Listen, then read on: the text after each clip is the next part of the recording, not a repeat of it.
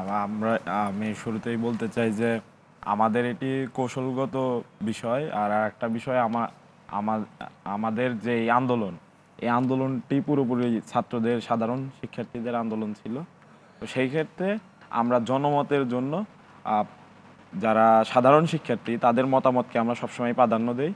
তো সেই ক্ষেত্রে নামগুলো বলার ক্ষেত্রে আমি আসলে নামগুলো এই মুহূর্তে বলতে পারবো না, বলতে নিশ্চয়ই নিশ্চয়ই। কিন্তু কোন ক্রাইটেরিয়াগুলো আপনারা ভাবনায় ছিল যে এই ক্রাইটেরিয়ার ভিত্তিতে এই নামগুলো প্রস্তাব করা আছে, সেটি কি বলা সম্ভব?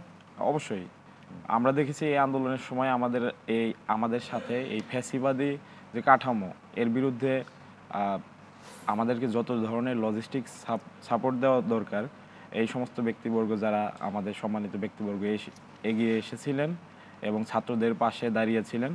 এবং আমরা পর্যবেক্ষণ করেছি যারা গণতান্ত্রিক এবং সাম্যবাদী একটি রাষ্ট্র কাঠামো গড়ে তোলার জন্য আমাদের পাশে ছিলেন। আমরা তাদেরকেই অবশ্যই চয়েস করব, এটি খুবই স্বাভাবিক। না, সেটি তো একটা ক্রাইটেরিয়া। আবার যেহেতু একটা রাষ্ট্র পরিচালনার জন্য অনেকগুলো স্কিল সেট লাগে, নিশ্চয়ই সেগুলো আপনারা মাথায় রেখেছেন। কোন মানে বিশেষ এরিয়াতে ওনাকে দেয়া যেতে পারে বা শিক্ষা। আমরা খুব স্বাভাবিকভাবে এইখানে ঠিক এই মুহূর্তে আমরা অনুভব করছি যে জাতীয় নিরাপত্তা ও অর্থনীতি, এই দুইটি বাংলাদেশে সর্বপ্রথম পুনর্গঠন করা দরকার।